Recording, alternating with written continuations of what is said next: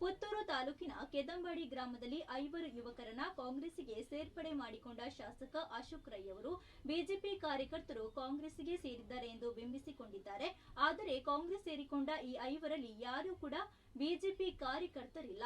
ಒಬ್ಬರು ಕೂಡ ಬಿಜೆಪಿಯ ಪ್ರಾಥಮಿಕ ಸದಸ್ಯತ್ವ ಪಡೆದುಕೊಂಡಿಲ್ಲ ಎಂದು ಬಿಜೆಪಿ ಗ್ರಾಮಾಂತರ ಮಂಡಲದ ಕಾರ್ಯದರ್ಶಿ, ಕೆದಂಬಡಿ ಗ್ರಾಮ ಪಂಚಾಯಿತಿ ಮಾಜಿ ಅಧ್ಯಕ್ಷರಾದ ರತನ್ ರೈ ಕುಮ್ರೆ ಹೇಳಿದ್ದಾರೆ.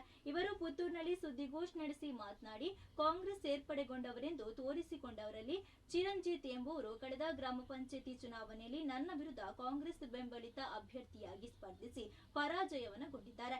ಇನ್ನೊಬ್ಬರು ರಂಜಿತ್ ಎಂಬುವರು ಚಿರಂಜಿತ್ ಅವರ ಸಹೋದರನಾಗಿದ್ದು, ಇವರಿಬ್ಬರಿಗೂ ಬೋಳೋಡಿಯ ಹಿರಿಯ ಕಾಂಗ್ರೆಸ್ ಮುಖಂಡರ ಜೊತೆ ಅನೇಕ ವರ್ಷಗಳಿಂದ ಕಾಂಗ್ರೆಸ್ ಪರ ಕೆಲಸ ಮಾಡುತ್ತಿದ್ದವರು.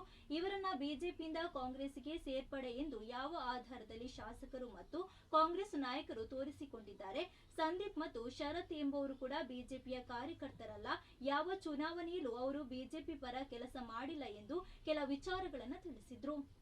ರಾಜ್ಯದಲ್ಲಿ ಅಧಿಕಾರದಲ್ಲಿರುವಂತಹ ಒಂದು ಪಕ್ಷ, ಪುತ್ತೂರಿನಲ್ಲಿ ಶಾಸಕರಿರುವಂತಹ ಪಕ್ಷಕ್ಕೆ ಕಾಂಗ್ರೆಸ್ ಪಕ್ಷದ ಕಾರ್ಯಕರ್ತರನ್ನೇ ಕಾಂಗ್ರೆಸ್ ಪಕ್ಷಕ್ಕೆ ಸೇರಿಸುವಂತಹ ದುರ್ಗತಿ ಬರಬಾರದಿತ್ತು ಅನ್ನುವಂಥದ್ದು ನಮ್ಮ ಅನಿಸಿಕೆ. ಮೊನ್ನೆ ಸೇರಿರುವಂತಹ ಮಾಧ್ಯಮದಲ್ಲಿ ಬಂದಂತೆ ಸೇರಿರುವಂತಹ ಹೆಸರುಗಳಲ್ಲಿ ರಂಜಿತ್ ಅನ್ನುವಂಥದ್ದು ವ್ಯಕ್ತಿ ಒಬ್ಬರು, ಚಿರಂಜಿತ್ ಅನ್ನುವಂಥದ್ದು ವ್ಯಕ್ತಿ ಒಬ್ಬರು. ಚಿರಂಜಿತ್ ಅನ್ನುವಂಥ ವ್ಯಕ್ತಿ, ನಾನು ಕೂಡ ಕೆದಂಬಡಿ ಗ್ರಾಮ ಪಂಚಾಯತ್ನ ಮಾಜಿ ಅಧ್ಯಕ್ಷರು, ಅದೇ ವಾರ್ಡ್ನಲ್ಲಿ ಸ್ಪರ್ಧಿಸುವಂಥದ್ದು. ನನ್ನ ವಿರುದ್ಧ ಸ್ಪರ್ಧೆ ಮಾಡಿದಂತಹ ಚಿರಂಜಿತ್ ಅನ್ನುವಂಥವ್ರು, ನಾನು ಭಾರತೀಯ ಜನತಾ ಪಾರ್ಟಿಯ ಬೆಂಬಲ ಪಡ್ಕೊಂಡು ನಾನು ಚುನಾವಣೆಯಲ್ಲಿ ಸ್ಪರ್ಧಿಸಿದವ.